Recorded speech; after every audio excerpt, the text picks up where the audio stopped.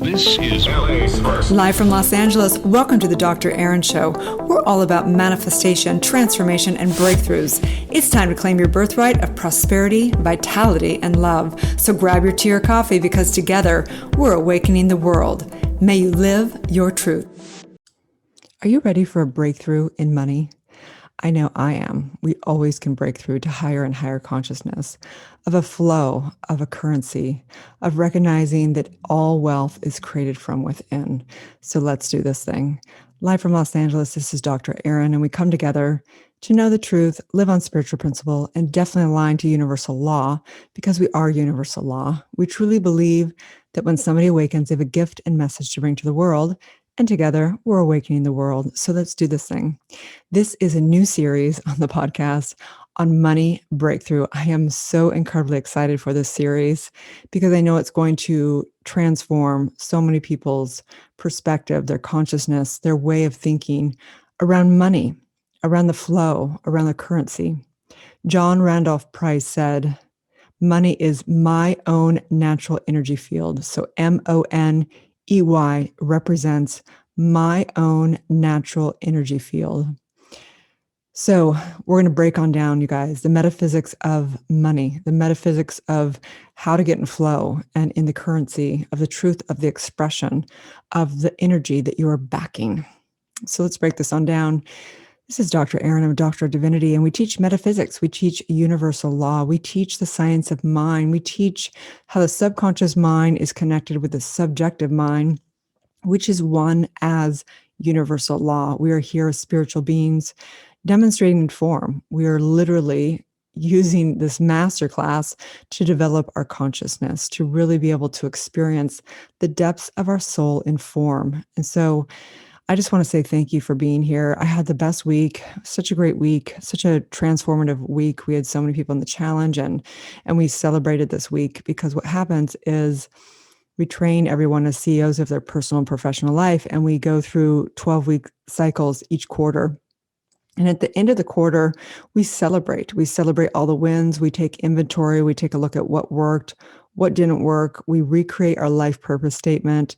And then we, take some time off to rejuvenate and just gain perspective on life. And then we come back, next week, the following week, we'll come back, the first of the month, and really launch into another quantum leap in this next quarter. And we had some huge celebrations this quarter. We literally had one incredible woman, Claire's a spiritual coach, and she had a $42,000 month. You know what I mean? It's so amazing to watch. And she's a brand new baby. She's a baby that's under 1 year old. It's like profound to watch. We had lots of women hit 10,000, 10,000, 10,000, 10,000, 20,000, 30,000 months. And I have to say that it's not about the money, because we celebrate just as much when someone's had a huge breakthrough and doing their trauma work and having a great, relationship with their mother. There's another woman in our group, and she had an incredible quarter. She said her life is going to be completely changed with her lineage. She did lineage work this quarter, and just her relationship with her mother and who she is and who she's showing up with for her family, it's just the biggest transformation. And we celebrate all of it. But money's important to celebrate, especially we have majority of women, we have a few men, and it's important to understand our worth. Money comes down to worth, and we're going to break on down how to break through this stuff, how to really transform our money mindset, transform our action and our identity around it truly and truly. And so I just want to celebrate everybody that listens to this podcast, everybody in our community, everybody that was in the 5-day challenge, everybody. I know that if you're on this podcast, it is because you've had a spiritual calling and we believe in you. It doesn't mean that you need to be a spiritual entrepreneur, but I know that we believe in you, that you can really know thyself, that you can be enlightened in this lifetime. I know that for sure. Shouting out to Miriam as well, who is in our community. And Miriam she wrote a book this month. Her book came out on poetry, all of her trauma and how she transformed it and a bunch of stuff. But this woman's been so amazing to watch because I first did trauma with her in the beginning and just watching her bloom. And I swear this woman's enlightened, the stuff that comes out of her mouth now is she just gets it. She so gets it. It's amazing to watch everyone in our community. So let's break this on down, you guys. Money breakthrough. We're in a money breakthrough. We're going to be doing a podcast series on this. And you're going to be learning everything. Like today, we're going to go through the metaphysics of money. I'm going to also go through some different books, like abundance book and a bunch of different prosperity, metaphysically based books on money. I'm also going to teach you some great prosperity principles, things that the distinctions I use to become a self-made millionaire and the flow of money and all the above, and also breaking down your trauma around that, around how it really plays into your ability to have money and make money. So let's do this thing. We start by knowing the truth. Let's take our hands and put them together. You can rub them together if you want. Take a deep breath in through the nose. Hold it in the air as much as you can, allowing the prana, the intelligence of the breath, to energize every cell, allowing yourself to receive and give all that energy flowing as one thing, in and out, right? You can exhale out whenever it works for you. Inhaling again through the nose. And exhaling out. And I just recognize this one thing called energy. I recognize even behind the energy, if you will, is spirit, is consciousness, directing energy. I recognize that is the untouchable. That part, that true essence of all of life is the presence. And in that field, in that gap, in that place, it's beyond all form. It is consciousness. And in that consciousness, I recognize that that one first cause is spirit, is divine, is God, is your true identity. And I recognize that that one source has created every last drop of all abundance, all prosperity, all wealth, all money, all gold, everything on this planet, in this universe. I recognize that the truth of all abundance and prosperity is remembering the truth of who you are. You are an infinite, prosperous, abundant being. You only know abundance. The universe only knows abundance. And I recognize in this that we also can invert it to create scarcity. We can create lack. We can create fear, because it's the one same source that can be used in this relative world for an inverted experience. But I recognize that that same energy that has created bills, that has created fear, that has created, all the things, that in a flash of light of recognizing the cause of that, all is restored. And so I claim my birthright and your birthright of prosperity, of abundance, of love, of having an amazing, incredibly dynamic life of currency, of giving and receiving, recognizing it is all one thing. And so I just say thank you as I feel into the energy around this community and all the people on this podcast listening. I know who you are. I know the abundance. I see you now having aha moments, having breakthroughs, being able to be in flow with money and having a big smile on your face. I feel it right now. The I'm never ever fearing money because you are the creator of money. I say yes.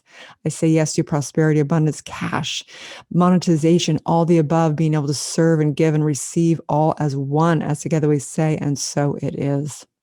Amazing. Okay, so, oh my gosh, money, honey. So I want to tell you a little bit about my own personal story around money. So I grew up in basically a pseudo hippie commune in the hills of Santa Barbara. It wasn't exactly a commune, but it was the leftover residuals of the 60s. I was born in the 70s. And I mean, we had, I think we had some crappy little television that had one channel on it. We watched things like Three's Company and Fantasy Island. And I think we watched maybe 3 shows throughout the entire weekend. We just TV wasn't a part of our life. We didn't have computers. Of course, computers were created, but we never had a computer. We didn't have phones. Cell phones were not even available, right? We went to the thrift store for our clothes. Okay. So it was an interesting childhood. Actually, my father and mother got divorced when I was 2 years old, but my father's side of the family was wealthy. So I call it rich dad, poor mom. Rich dad, poor mom. And I always think one day I'll write a book about that, right? There's the Rich Dad, Poor Dad for Dr. Kiyosaki. That's such a great book on prosperity and wealth distinctions. But my life was rich dad, poor mom. And I grew up in the hills of Santa Barbara in somewhat of a hippie commune. And we had very, very little money. And my mom did not work. She lived off, I think, a $300, child what's it called? When you get money from your ex-husband, I don't remember, child support. That's what it's called. I never got that. So I don't know what that's called. Yeah, I think she got something like $300 a month. And of course, I think that her mortgage was paid for, which was this kind of like shack, kind of a home. I mean, it was not a shack, but it was very creaky and it would like move when the wind came through, I swear. And we would go to the thrift store for our clothes, and we never went on a vacation pretty much.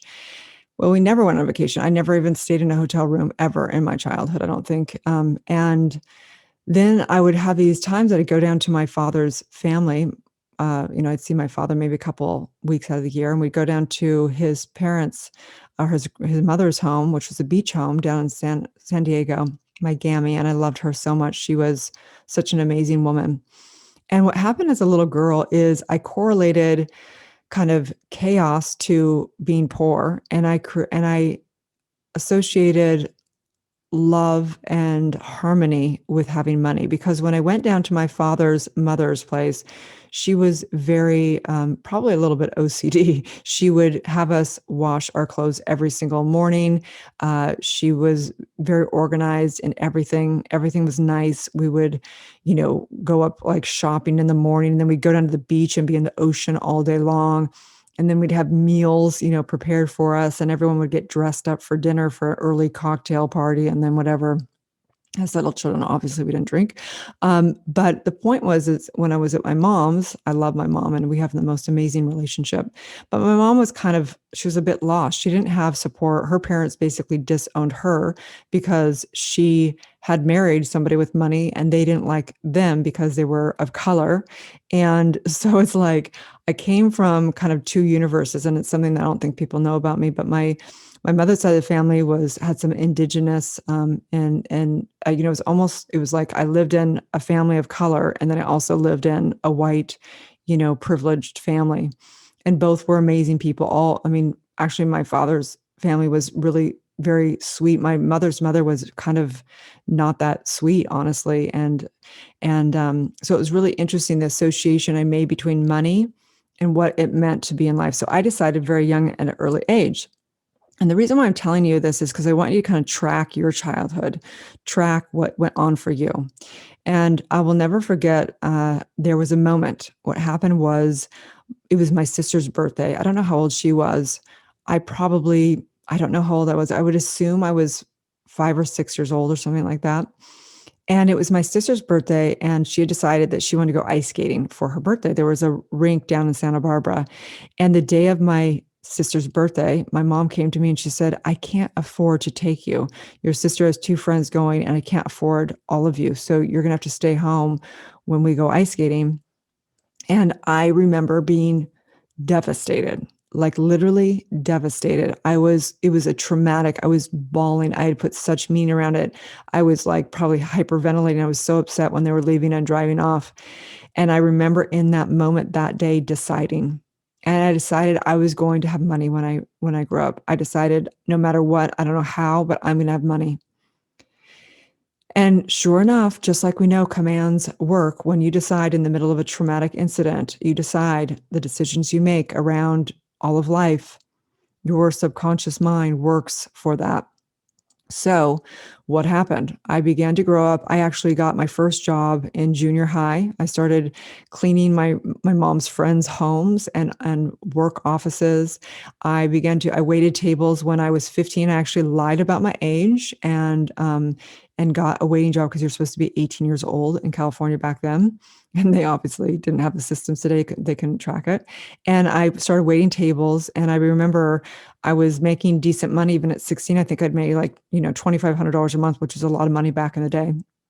And I began to save money. And obviously you guys know my story about, all my story about being bulimic and date raped. And then I had a stillborn at 22 and all that. We're not going to get into that. But the point is that after my stillborn at 22, I got pregnant with my son. And as soon as my son was, I think he was 5 months old or something, I went back and I was in college. I was waiting tables. So I waited tables, and I remember I could barely even put food on the table. There was actually a time when I had a hard time even buying groceries. I was really broke, but I was saving money and I had committed to saving money. And so I was doing my spiritual work on one side. I was doing all my other entrepreneur stuff. I began to buy and fix up homes. And I had like a double life. I saved $1 million.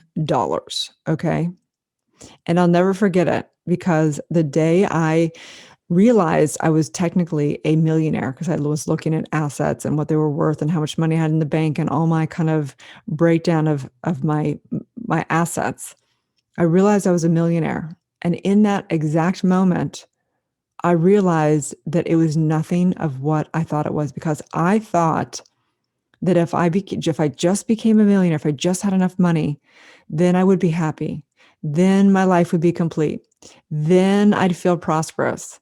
Then I'd be wealthy. And let me tell you, in that moment, I realized it came slamming down like a ton of bricks on me that no amount of money will ever make you prosperous, because prosperity is a state of mind, is an exchange and flow with money. To hoard money is not to be, in a true spiritual essence, rich and prosperous and abundance. Okay. Yes, we're going to teach the distinctions of being wealthy and how to leverage money and compound money and all that. But in this story, in my story around money, it wasn't until I began to understand the metaphysics more and more of money and began to let go of money, began to receive flow of energy, began to understand that it all comes down to self-worth, and understanding that it is a flow of a currency exchange between extraordinary, things. And so we're going to break on down, what does it mean to truly be abundant, to truly have prosperity, to truly be in alignment with universal law and flow of the truth of who we are. So let's do this, you guys. Money breakthrough. You're welcome to take notes. You're welcome to do whatever. We actually have a 30-day prosperity in the back end of our membership group, which we'll probably be launching again through this money series, which we're not going to do it on this podcast. We may, though, we don't know when this is going to come out. So it could be on the back end at the end of this podcast for a prosperity program we might be running. Okay. So one, I just want to acknowledge you for taking the time to listen to these podcasts and invest the time in yourself. And I acknowledge and ask that if you get a lot out of this podcast, that you give a review and that you share it with a friend, because this is wisdom that is really important for this planet and important to be able to bring truth and help people in their suffering and help them live the truth of who they are. So yes. So we are on a money breakthrough series. And this is going to be a series of everything from understanding the metaphysics of money to understanding things like leverage, compounding, assets, all of that, and getting into some books in the metaphysical industry, abundance book by John Randolph, and some other books, and even the Bible, even metaphysics and science around money and some stats and things. Okay. So let's do this thing, the metaphysics of money. And I also want to read from the abundance book by John Randolph. He asks, how rich can you be? He says, as rich as you think you can be, or as wealthy as your contentment level. However, most people are content in just getting by. And if that is as far as your consciousness can expand, then so be it. You have made the choice, but know that you can achieve the total freedom of financial independence if you choose it, and will work to uplift your consciousness and to accommodate the levels of completeness. He does refer to Jesus, and know that we refer to science, philosophy, and all religions and everything. So I want to make that distinction here. He says, when Jesus told us to seek the kingdom, and we say, seek the kingdom, right? He didn't just say to try for a little bit of the kingdom or half of the kingdom. He said to go for it in its entirety, to incorporate the total spiritual consciousness of plenty in your hearts. And he said to do it first, and then all things will be added into you. Okay. So what's the point of this? The point of this is seek the queendom of heaven within, and all things will be added, right? The point is that if we seek money, then we've messed up our supply already, because we are seeking something outside of ourselves, or we're seeking that car, we're seeking that, new house, and we're seeking that whatever new diamond. The point is that we now have put something outside of ourselves as a value. The biggest shift is always to recognize and know that all abundance and our only supply of abundance is source. And that everything else is kind of the side effect of that. Everything else is like just the mental equivalent of that. No amount of money will ever make you happy. No amount of money will ever fulfill you. No amount of money will ever make you complete. The only thing that can ever do that is the abundance within. Okay, so let's break this on down. The metaphysics of money. We have to recognize that money represents energy. If you take an actual dollar bill or $100 bill, I actually invite you to take one out today as kind of homework around this. And I want you to really think about what this actual tangible, physical thing called money is, and recognize it's worthless. It is backed by nothing. It's not backed by gold. Back in the day, when they first started the thing called money, it was actually backed by gold, and each, piece of paper represented something. Money is completely a man-made concept. In fact, right now they're printing so much money that money is going down in value so fast that it's one of the biggest crime things on this planet, in my opinion, because the inflation, your money is worth nothing. It just goes down in value. It represents energy. Money represents the exchange of energy, right? So if I give you $100, what does that represent in the amount of energy for you, right? What does it represent for you? You can take that that $100 bill, and you can go buy whatever, some groceries, you can go buy whatever it is, a new shirt, whatever it is. It represents how much time would it take for you to come up with that energy to be able to exchange, right? Money used to be things back in the day. People exchange things like chickens and, different food and whatever else. It was, you do this, I do that. I can fix your shoes. You can raise chickens and give me eggs, right? So we would exchange our services, right? Now we just have this thing called money as a representation of exchanging energy. And thank goodness for money. I mean, imagine that we had to just exchange things like, here's this lamp. Will you take this lamp in exchange for, me going to the movies, right? Like, thank goodness for money. I just want to be totally appreciative and grateful for this thing called money, this representation thing. And obviously, we know we're going to Bitcoin and different things like that as well. So that's going to be interesting to watch how we're able to have a new currency that maybe, hopefully, will be more integrity. We will see. So next is money. Money is created in mind. We have to understand money is created in mind because it is a man-made concept again. Money is, the banks decide how much worth money is. The influx of money changes from every country, the different types of money. So money is created in mind. It was created in mind. We created this concept, and it's an agreed upon concept. And that's why we all use money, right? So money is a symbol of value. Money is a symbol of value. And wherever you spend your money is generally what you value. So if you want to know what you value, right, you can see where you spend your money. Where do you spend your time and your money? And that's how we can see what you value. Money is a collective agreement for an exchange of value. Money is a collective agreement for an exchange of value. We all agreed, and we may no longer agree on paper money. Maybe we're going to agree on Bitcoin. Maybe we're going to agree on whatever. But so money is a collective agreement for an exchange of value. Money itself is worthless and backed by nothing. We have to remember that. So many people, and the metaphysics is this: the extent to which you place your power or hand your power over to money is the extent to which you will feel disempowered in the realm of money. The extent to which you hand your power over to money is the extent to which you feel disempowered. So money is an illusion. It really is. The paper that makes the money is real. Money is an illusion. It is subjective. It is relative. Money changes in what it's worth by a plethora of different things. And each person has a relationship with money. So my invitation for you is to begin to go through this money series with me on this podcast and begin to take notes and journal about all this different stuff for yourself. So what is your relationship to money? What do you believe about money? Do you believe you're worthy of an abundance of money? Do you believe money is the root of all evil? What do you believe? What is it, right? So how one relates to money is a reflection of their own belief system. What's your belief system around money? You have to work really hard for money. You can't keep money. Money's for other people. You're not worthy of money. Oh my gosh, I could never ask for anybody to pay for something for me, right?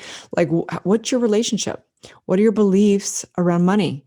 And what you can generally take a look at also is, what do your parents believe about money? What do they tell you about money? What do your friends believe about money? I take a look at my friends, and I have such a variety of friends. I have some friends that are able to make, hundreds of millions of dollars. I have other friends that they are in such scarcity that they literally won't spend a dime on anything. They'll literally go, to the trash to find things, to build things, to do things, right?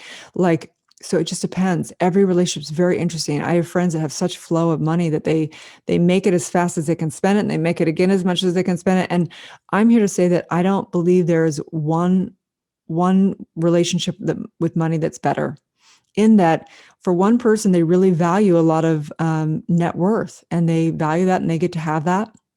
For other people, they love to be in flow with it and give it and receive it and not hold on to it. And so I invite you to take a look at what you believe, what's good, what's bad when it comes to money. How should you spend money? How shouldn't you spend money? And taking a look at that is all judgment. And as long as you stay in judgment, you're going to repel your good. That money in a relationship is unique for each individual, and I honor each individual's truth. And you get to recreate your truth. If how you're living are you actually thriving? Are you actually being able to express the depths of your soul and form? Then great. If not, then let's make a big breakthrough and shift to this.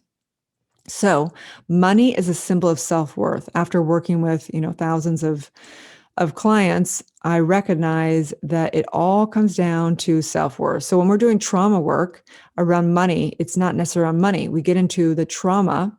It could be something it doesn't even seem like it's money related. But say someone, is raped or molested, or they, got in a big argument with their parents as a child, and they have a trauma. And as we begin to transform the trauma through the E4 trauma method and begin to neutralize that trauma, we recognize the commands that were stated into the subconscious mind. And oftentimes it's something like, I'm not lovable, something's wrong with me, I'm not enough, whatever that is. And so, of course, that's an identity. And the identity goes into all aspects of their life. And of course, it goes into the relationship with money. So if I'm not enough, then how can be enough to have an abundant life, right? So money is a symbol of your self-worth, truly and truly. I often ask people, if you had all the money in the world, and you have a child, what would you give to that child? I'm sure you give them beautiful home and beautiful food and beautiful clothing and all the supplies they need to, create with whatever they need to create with. You would never not give them something that they truly needed to express themselves and to have an abundant life. And so my question is, are you doing that for yourself? Do you believe you're worthy of all the things it takes to have all the tools you need to have a beautiful career that you love? Having team that you love, having beautiful home and beautiful healthcare and beautiful food and a nice, safe car and all those things. I'm not talking about a sickness of needing a bunch of material things that are beyond what you really need. I mean, just having beautiful basics of life even, and being able to express, and it's fine. If you want a plane, it's fine. It's just like, it depends on the value system you have.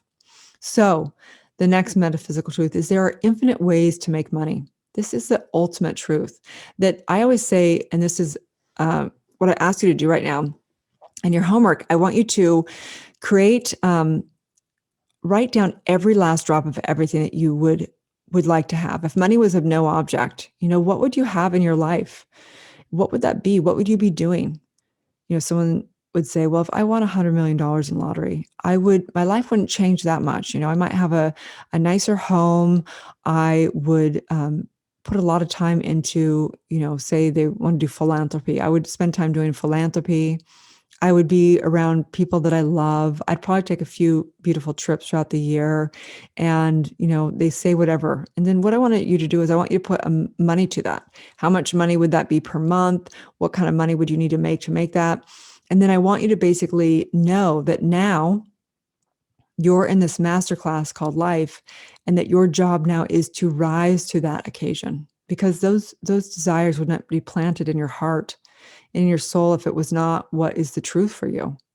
Whatever it is that you truly desire is the truth. And it is our job to rise in our consciousness, rise in our innovation, because remember, innovation is the key to creating money. There are infinite ways of making money.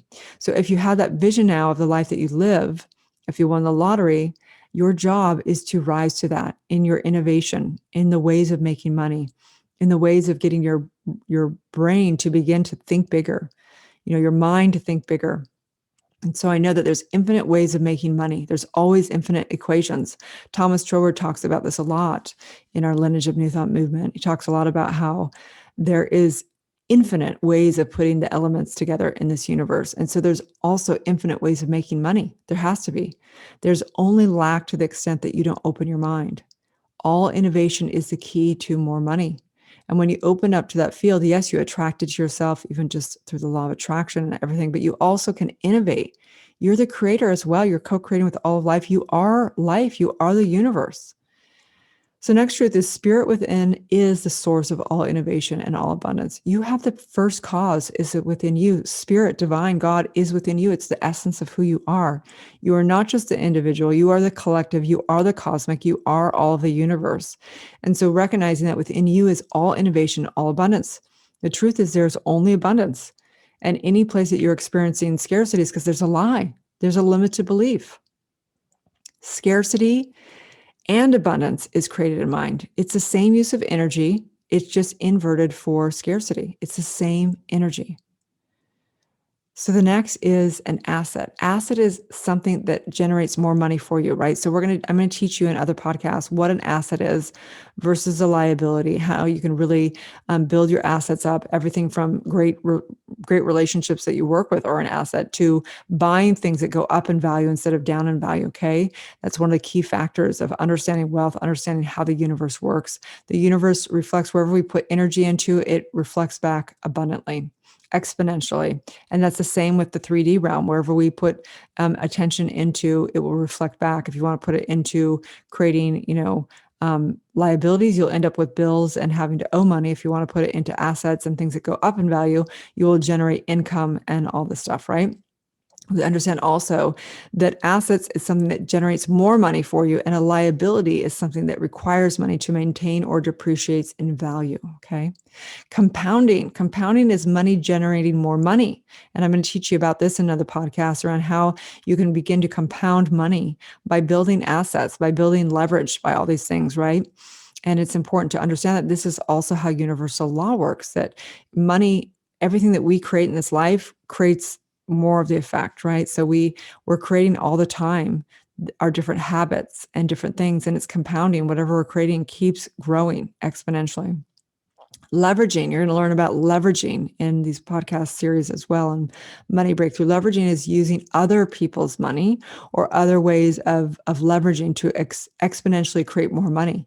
Learning how to do this through getting loans. So when we use loans, we want to use it through having it be for assets and not liabilities, right? We're going to learn all about that. These are just like universal laws go into all physical nature, the physics of money, the metaphysics of money, okay? The extent to which your identity is tied to money is the extent to which you will experience feeling disempowered, right? So if you only identify yourself, your self-worth has to be tied to, the car that you drive or, how expensive, whatever, all the material stuff. If you're identifying that that's your identity, then you are going to feel disempowered. So there's a saying, and it's really interesting because I don't have the actual saying in front of me. It is a Bible quote, and it says something too, that the eye of, if the camel went through the eye of the needle, it would be harder for the richest man. It'd be more likely for the richest man to go into heaven than a camel going through the eye of the needle. I just completely debauched that, right? It would be more likely for a camel to go through the eye of the needle than a rich man to go to heaven. And the reason why this is that it's not bad to be rich. It's that if somebody is identifying as being rich, then they are really never going to be in that heaven within.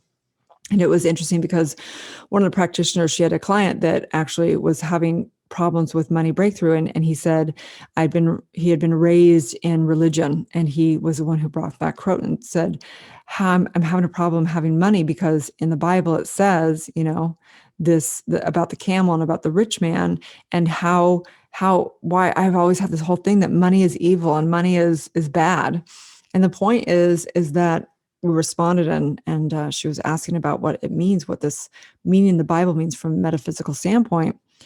And the response is that it's not about that a rich man is bad. It's that the identity will never get someone to heaven. So it doesn't matter if you have the identity of being poor or the identity of being rich. If you're identifying with this world out there, and that's your identity, then you don't understand the truth of who you are, and you will never be able to live in heaven right here, right now. So yes, it is more likely for a camel to go through the eye of the needle than a rich man to go to heaven, because it's the identity. And when we don't identify as our bodies, we don't identify as our material, we don't identify as the balance in our bank account, we don't identify as any of that, we know the true identity, the I am identity. And when we live in that, we're in heaven right here, right now, and all things are added. All wealth, all prosperity, all material things, every last drop. So I recognize, again, that the ability to create money is infinite. The secret to generating money is giving. Giving and receiving is one thing. The currency of all of life, the currency of money is giving and receiving. So if you want more money, you've got to give more value. If you want more money, you've got to give more value. What someone spends money on indicates a person's value system. So remember, give value where you want to receive value and money, right? We just did a 5-day challenge. We gave so much value. And some people will get involved in Soulciete, some people won't. We don't attach to that. We give in service. The biggest shift in sales that when on day 3, we went through Selling with Soul, and it's all about the exchange of, the big, huge shift in mind of no longer looking to get money or get a client, that the shift is to go into serving and helping people get committed to themselves and their dreams and giving value to them. So in the 5-day challenge, we gave so much value, guys. We give people literally have their lives changed to generate money. They begin to understand how to make money online. We give so much value. In exchange, yes, we end up making a lot of money because the universe will reflect back. 5-day challenge is exactly the way that I did 150K in 10 days, the very first launch I did, because we give so much value. It's not because we manipulate people, right? It's because we give content that should be majorly paid for. And so it's like when you walk into a store, people know the psychology of this. If you give, a free gift, then at some level it has to be reflected back. So money can create both bondage or freedom. Just remember that money is just a mental equivalent of where you are in your consciousness. Money can create both bondage and freedom. There's people that are multiple millionaires that are miserable.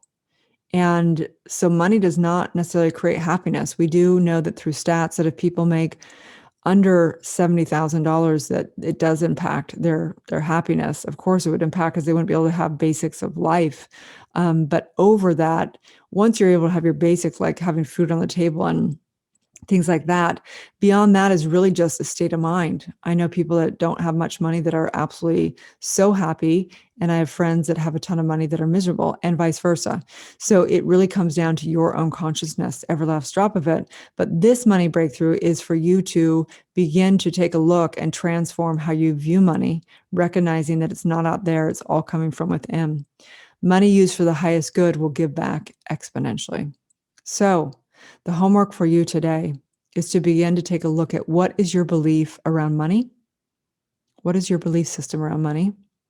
Right? And then I want you to write out all the things that you would desire if you won, if you had all the money in the world, what would you really desire? Truly getting down to reality. How do you spend your time, and what would you spend your time doing? Not all the material things you'd buy necessarily, yes, but really taking a look at what do you really truly desire.